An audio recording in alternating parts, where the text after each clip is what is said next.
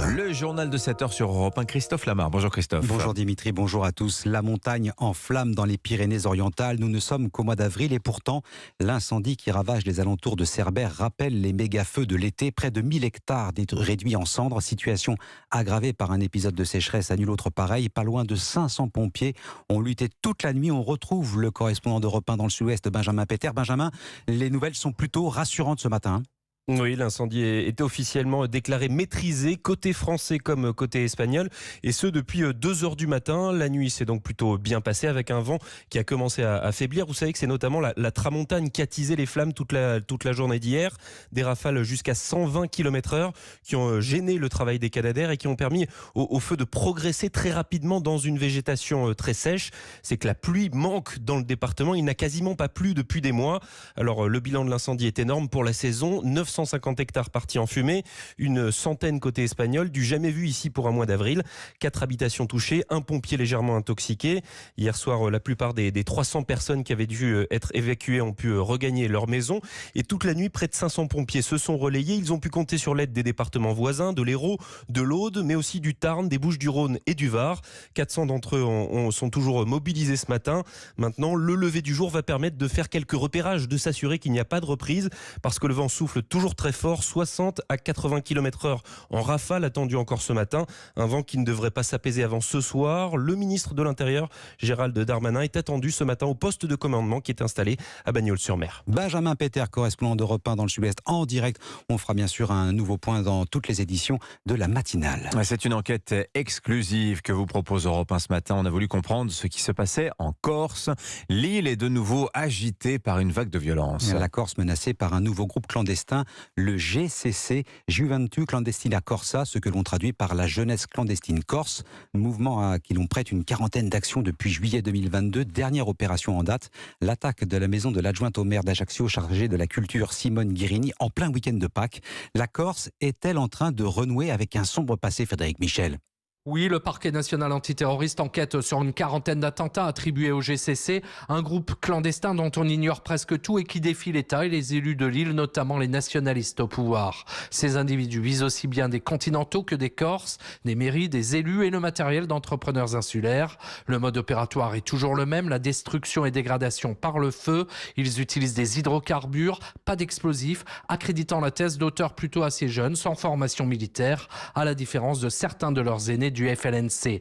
Dans un communiqué adressé à Corse Matin, ils évoquent la langue corse, le trafic de drogue qui gangrène l'île et des usurpateurs qui se feraient passer pour eux. Sur les lieux de leurs attentats, ils écrivent « colons et spéculateurs dehors ». Si certains propos font écho au nationalisme corse, rien ne permet de relier le GCC à un quelconque mouvement nationaliste. Par ailleurs, depuis la mort d'Ivan Colonna, il y a un peu plus d'1 an, le parquet national antiterroriste a été saisi d'une vingtaine d'autres faits non revendiqués ou signés par le FLNC. Frédéric Michel, correspondant d'Europe 1 dans la région, et vous pouvez retrouver l'intégralité de cette enquête sur le site et l'application Europe 1.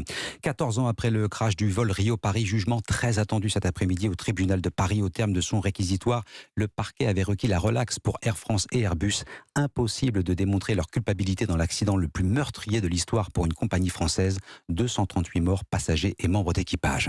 À Bordeaux, le conducteur qui a percuté la foule après avoir perdu le contrôle de sa voiture a été placé en détention provisoire. Il a reconnu avoir emprunté le circuit improvisé sur une zone commerciale à l'occasion d'une course non autorisée. 13 personnes ont été blessées, plus aucune ne se trouve à l'hôpital selon la procureure. Vous écoutez Europe 1 matin, il est 7h05. La politique, un président à la relance. Emmanuel Macron s'exprimera ce soir à la télévision, 3 jours après la promulgation de la loi sur les retraites. Allocution programmée à 20h, le chef de l'État s'entretiendra auparavant avec des responsables de la majorité. Lui répéteront-ils ce qu'ils disent en privé? Par pitié, qu'il ne rejoue pas l'interview télévisée de mars dernier. C'est ce que rapporte le quotidien L'Opinion ce matin.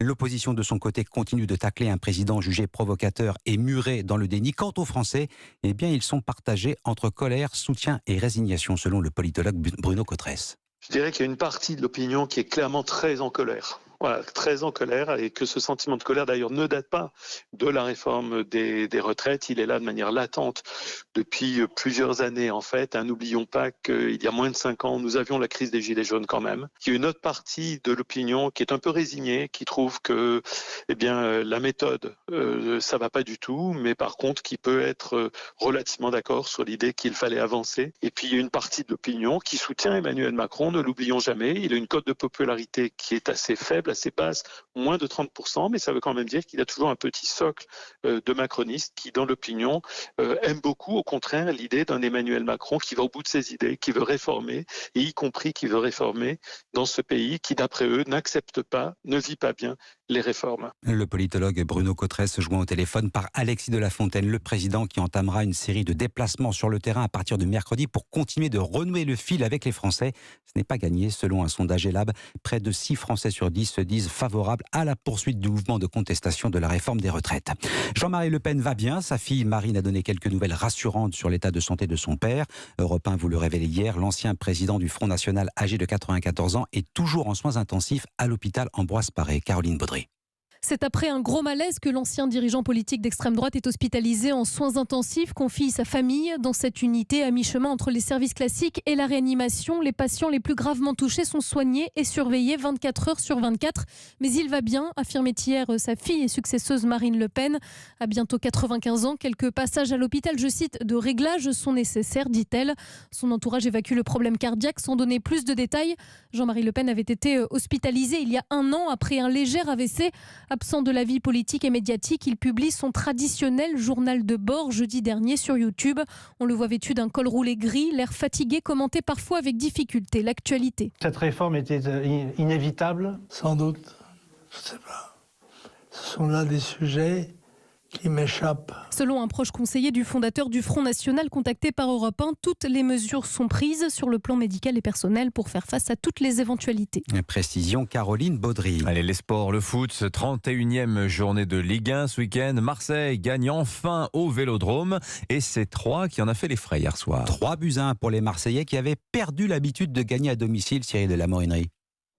Oui, ça faisait 3 mois que l'OM n'avait plus gagné à domicile en Ligue 1. Dans une ambiance de feu, Marseille retrouve le sourire, confirme le défenseur Jonathan Klaus. On avait à cœur de refaire un résultat à la maison, surtout de gagner parce que ça faisait un bout de temps. L'ambiance extraordinaire, on était obligé de gagner et c'est ce qu'on a fait. Et ce succès redonne un élan à l'OM, deuxième devant Lens et Monaco. Un match à distance entre ces 3 formations pour décrocher en fin de saison une place pour la lucrative Ligue des Champions. Mais le champion du monde et ancien Marseillais Adil Rami pense que l'OM va tirer son épingle du jeu. Alors je ne sais pas si j'ai un côté marseillais ou pas qui parle, ou si je fais mon faillot, mais non, je les vois aller au bout. Ouais. Et le week-end prochain s'annonce passionnant, l'OM jouera à Lyon, Lens et Monaco s'affronteront, rien n'est fait, tout comme en bas de tableau. Nantes, battu à Auxerre, se retrouve en grand danger. Le finaliste de la Coupe de France va lutter pour le maintien, tout comme Strasbourg ou encore Brest. Cyril de la Morinerie du service des sports d'Europe 1 et au classement Paris toujours devant Marseille et Lens qui glisse à la 3e place. Merci beaucoup Christophe Lamar, c'était votre journal. Il est 7h09.